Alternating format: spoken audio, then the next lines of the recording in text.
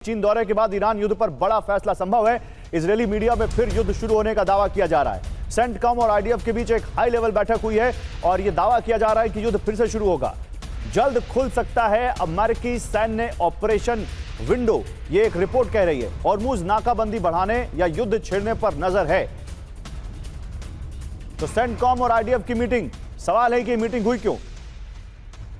Trump के चीन से लौटते ही बड़े फैसले की अटकलें तेज हो गई हैं, क्योंकि ट्रंप को चीन में वो नहीं मिला जो वो चाहते थे। इजरायली चैनलों में ईरान युद्ध दोबारा शुरू होने का दावा किया जा रहा है। सेंटकॉम और इजरायली सेना के बीच कई दौर की बातचीत हुई है। नेतन्याहू फिर सैन्य अभियान शुरू करने के पक्ष में दिखाई दिए हैं। अमेरिकी सैन्य कार्रवाई की विंडो जल्द खुल सकती है, ये रिपोर्ट कह रही है। चैनल 13 की ये रिपोर्ट कह रही है जो इजरायल से आ रही है। लेकिन इस बीच ईरान की इजरायल को युद्ध की डायरेक्ट वार्निंग।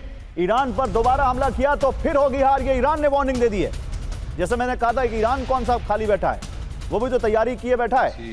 ईरान के विदेश मंत्री ने कहा है कि पिछली जंग से दुश्मनों ने कुछ नहीं सीखा। अराक्ची ने इजरायली धमकियों का सख्त जवाब दिया। देखिए, एक और बड़ी खबर है यहां पर, किस तरह से ईरान की इजरायल को युद्ध की डायरेक्ट वार्निंग है, तो हमने आपको दिखाया।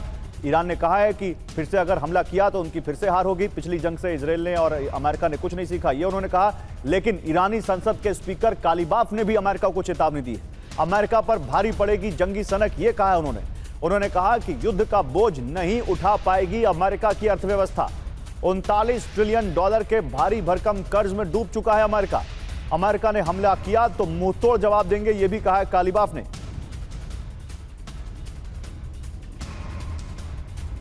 सुमेरा खान के पास चलते हैं। तो सुमेरा, जैसा कि मैंने अभी अशमिंदर सिंह बहल से कहा था कि तैयार अगर अमेरिका और इजरायल से हैं तो तैयार तो ईरान भी है। और ईरान के इन दो सबसे बड़े नेताओं का, अगर दो जो सबसे बड़े नेताओं में से जो दो नेता है, इन्होंने जो अगर ये बात कही है तो क्या ईरान भी तैयार है? ईरान के भी यहां पर जो ईरान की टोन है वो भी कह रहे हैं कि आओ दो हाथ हम कर लेंगे। तो क्या आपको भी लगता है कि ये वॉर आने वाले दिनों में फिर से छिड़ सकती है? आपका असेसमेंट क्या कहता है? देखिए गौरव, जब हम इस वक्त ये बात कर रहे हैं उस वक्त ईरान के विदेश मंत्री सैयद अब्बास अराक्ची दिल्ली में एक प्रेस कॉन्फ्रेंस कर रहे हैं। उस प्रेस कॉन्फ्रेंस में भी उन्होंने एक बार फिर ये बात दोहराई है कि हमारे ऊपर अगर आप कोई मिलिट्री एग्रेशन करेंगे तो उसका जवाब हम वैसे ही देंगे जैसा हमने अब तक दिया है। आप हम पर और सैंक्शंस लगाएंगे, हमने 40 साल से सैंक्शंस झेले हैं। हमारी जो अर्थव्यवस्था है वो सैंक्शंस झेलने के लिए तैयार है, क्योंकि उनकी अर्थव्यवस्था वैसी बन चुकी है, उनका वैसा सिस्टम है।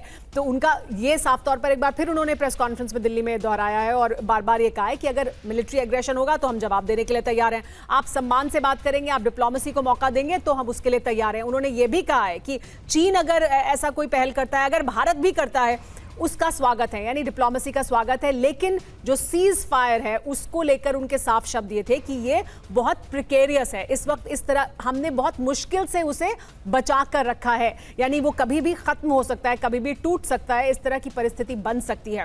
और ईरान इसके लिए तैयार है कि ऐसी परिस्थिति बनेगी तो फिर उन्हें क्या करना है। ये जब हम भी ईरान में थे तब भी ये सवाल बार बार पूछा गया। अभी भी बार बार ईरान से ये सवाल पूछा जाता है कि अगर इस तरह का कोई हमला वापस एक बार फिर शुरू होता है, जो कि इजराइल चाहता है, जो अमेरिका को प्रेशराइज कर रहा है वापस करने के लिए, अगर ऐसा होगा तो ईरान का क्या रुख होगा? तो ईरान का कहना है कि हमने पहले सरप्राइज किया है, हम दोबारा सरप्राइज करेंगे। हमारे पास बहुत से विकल्प हैं जवाब देने के लिए, लेकिन हम अग्रेशन का जवाब अग्रेशन से देंगे।